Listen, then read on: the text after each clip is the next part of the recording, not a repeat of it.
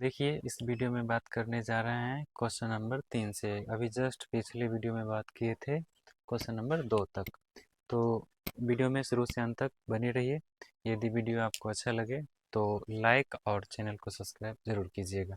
तो आइए अब हम देखते हैं क्वेश्चन नंबर 3। क्वेश्चन नंबर 3 लिखा है आपके सामने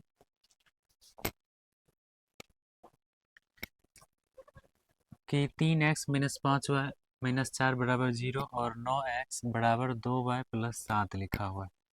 समीकरण 1 जो देख रहे हैं आप उसको हम जरा यहाँ लिखते हैं, देखिएगा। विलोपन विधि से और प्रतिस्थापन विधि से दोनों से हल करना है हमें, ठीक है। तो सबसे पहले लिखते हैं विलोपन विधि। विलोपन विधि से, ठीक है। क्वेश्चन नंबर 3 है, लिखा हुआ 3x - 5y - 4 बराबर 0 है, तो हम उसको क्या कर देंगे 4, ठीक है। और अब मान लेंगे समीकरण 1, ठीक है।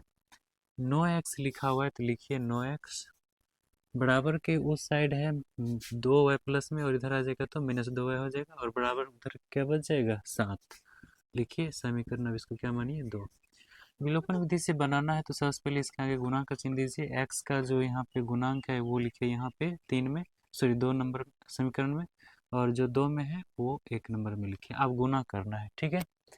तो देखिएगा 9 से 3 में गुणा करिएगा तो हो जाएगा 27x - 5 नमा 45y बराबर 4 नमा 36 हो जाएगा, ठीक है। 3 से गुणा करिए तो 9 तिया 27x हो जाएगा, -2 तिया 6y हो जाएगा बराबर 7 तिया 21 होगा। सब एक लाइन खींचिए, चिन्ह बदलिए, ठीक है। ये दोनों कैंसिल हो जाएगा।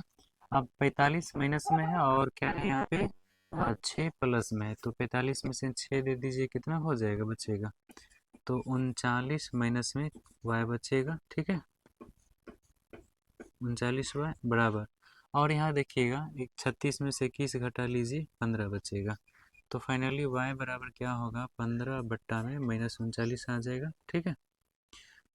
तो यहाँ से क्या करना है देखिएगा, काटने का प्रयास करेंगे। 13 तिया 39 और 5 तिया 15, तो फाइनली क्या है कि y का मान हमें निकला -5/13। कितना निकला -5/13, एक आंसर ये हो गया। समीकरण 1 में या 2 में किसी में भी आप रख सकते हैं, तो लिखते हैं हम समीकरण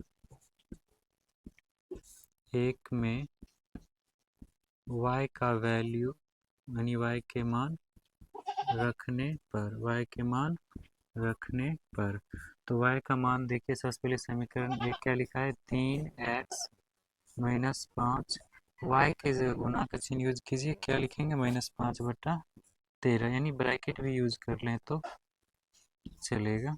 और क्या लिखा है बराबर 36 लिखा हुआ, सॉरी 4 लिखा हुआ है, 4 लिखेंगे। अब यहाँ से 3x लिखेंगे, माइनस कटने वाला नहीं है तो पूरा माइनस माइनस प्लस 25 हो जाएगा, बट्टा में 13 हो जाएगा, बराबर में क्या है 4। यहाँ से 3x लिखेंगे बराबर क्या हो जाएगा 4, और इधर हो जाएगा माइनस में 25/13 हो जाएगा। तो हम क्या करेंगे, इसमें बट्टा में 1 लगा के, 1 और 13 क्लोज हो 13 ही होगा, 1 13 13 तो हो जाएगा 13 चौका 52, माइनस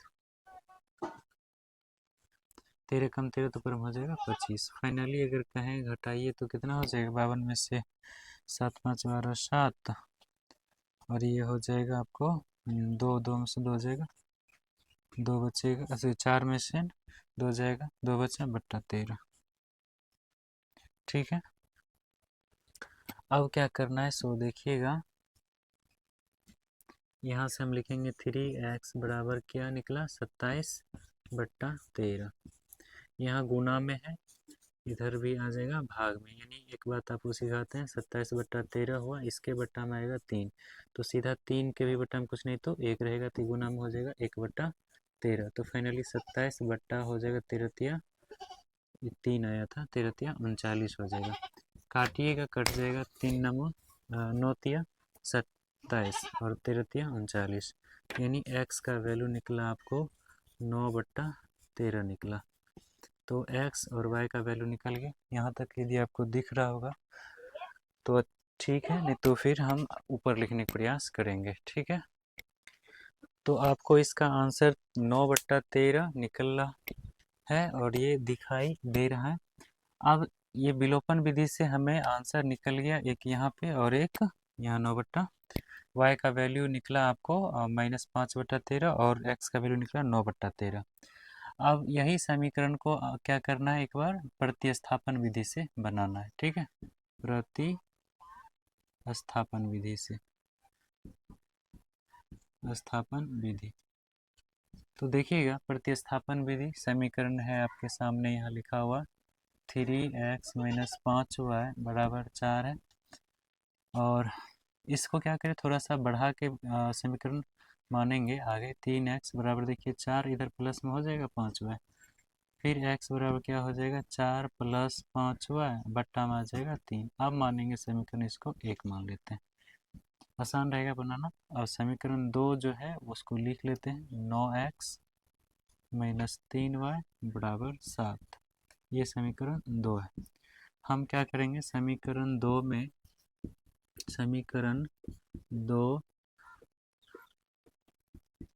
में y के वैल्यू यानी y के मान रखने पर, तो समीकरण 2 में देखिए y का मान रखेंगे। समीकरण 2 है 9x - 3, y की जगह हम लिख लेंगे 4 + 5y बट्टा 3 और बराबर क्या है 7। यहाँ से ये 3 3 खत्म हो जाएगा एक बार में। ठीक है, 9x लिखिएगा, -1 से सम गुना करिएगा तो वही होगा 4 + 5y और बराबर में क्या होगा 7। तो यहाँ से क्या करना होगा, ध्यान दीजिएगा। नहीं, कुछ मिस्टेक हो रहा है लगता है, x का मान रखना था ना, यहाँ पे x का निकला हुआ है, यानी x का मान रखना है समीकरण में।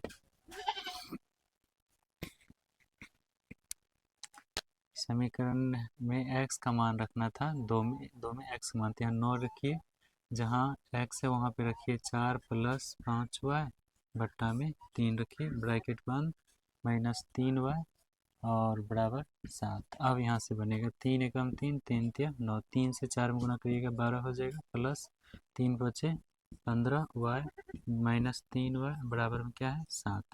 यहाँ पे 12 12 लिखिएगा, 3 दे दीजिएगा तो यहाँ पे तब प्लस में कितना बचेगा 12y बराबर 7 है। यहाँ से क्या करिए 12y लिखिए बराबर 7, इधर माइनस में चला जाएगा 12, यानी 12y बराबर क्या हो जाएगा 7 × 5 = 5। यहाँ पे देखिएगा y बराबर क्या हो जाएगा 5/12 निकला। कुछ गलती तो नहीं हो रहा है ना, देख लिया जाए सही से। y का वैल्यू 5/12 निकलता है क्या, y का वैल्यू भी 5/13 निकलना चाहिए, तो कुछ गलती लग रहा है, थोड़ा सा देखिए। ओहो, है ना गलती, यहाँ पे 2y लिखना था। ठीक है, क्या लिखना था 2y, तो यहाँ पे 2y लिखना होगा 2y। अब बताइए यहाँ पे कितना हो जाएगा 13y होगा ना, तो यहाँ पर भी 13 हो जाएगा, y बराबर बट्टा में 13 आ जाएगा। तो फाइनली एक आंसर ये हो जाएगा आपका, y का मान 5/13 निकला। समीकरण एक में y का मान रखने पर। ठीक है, समीकरण 1 में y के मान रखने पर, y के मान रखेंगे। समीकरण 1 है आपके सामने, x बराबर 4 + 5y, y की जगह 5/13 हो जाएगा बट्टा 3 है। सो देखिएगा 4 4 लिखेंगे, प्लस प्लस बचे 25 बट्टा क्या हो जाएगा 13 हो जाएगा। इसके बट्टा में कुछ नहीं तो 1 होगा, इसके टोटल बट्टा में क्या है 3 है। तो फिर से देखिए क्या होगा, ऊपर में 13, 1 किलो 100 13 ही होगा, ऊपर में 13 चौक 52 हो जाएगा, प्लस 25 बट्टा में टोटल क्या है 3 है। हम इस 3 को क्या कर लेते हैं, गुना में ला लेते हैं। पहले इसको एक बार रहने दीजिए, ये बड़ा बट्टा हुआ, ऊपर में क्या हो जाएगा 5 2 7 और 5 2 7 77 बट्टा 13, ये गुना में आ जाएगा 1/13 3, 1/3। तो क्या हो जाएगा यहाँ पे देखिएगा, ऊपर में 77 और बट्टा में हो जाएगा आपको 3 39, यानी यहाँ से x का वैल्यू निकलना है 9। अच्छे एक मिनट देखिए, कुछ गलती तो नहीं ना किए हैं।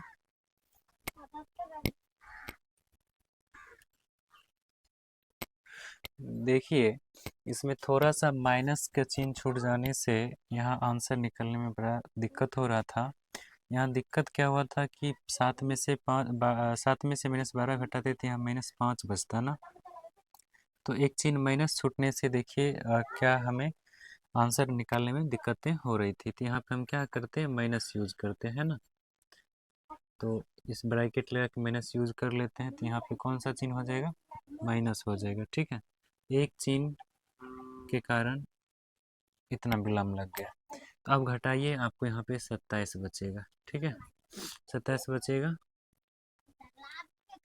तो अब बताइए, यहाँ पे 27 लिख लेंगे, 27/39। तो अब 9 तिया 27 बचेगा, 9 तिया 27 बट्टा 39 का 13 तिया 39। ठीक है, तो इसका भी कट के यहाँ पे 9 बट्टा क्या निकला 13। यानी आप कह सकते हैं कि अतः प्रतिस्थापन विधि से भी जब हम इस समीकरण को क्या किए, हल किए, तो हमें निकल रहा है यहाँ पे x का वैल्यू निकल रहा है 9/13। ठीक है, तथा y का वैल्यू निकल रहा है आपको, यहाँ पे निकला था -5 बट्टा -5/13 निकल रहा है। तो ये था आंसर।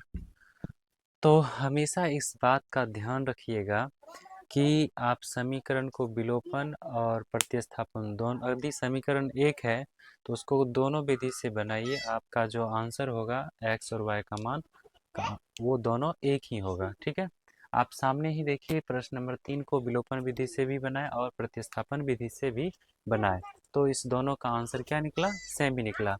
विलोपन में भी जो x का मान है, प्रतिस्थापन में भी x का मान वही है, और जो प्रतिस्थापन में जो x का मान जो y का मान है, विलोपन में भी वही y का भी मान है।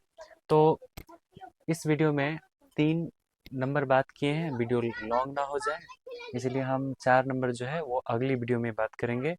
तो आप सभी से एक रिक्वेस्ट है, यदि वीडियो अच्छा लगे तो आप इसे लाइक कीजिए और चैनल को सब्सक्राइब कीजिए और दोस्तों में शेयर कीजिए। तो वीडियो को शुरू से अंत तक देखने के लिए आपका बहुत बहुत धन्यवाद। फिर मिलते हैं नेक्स्ट वीडियो में।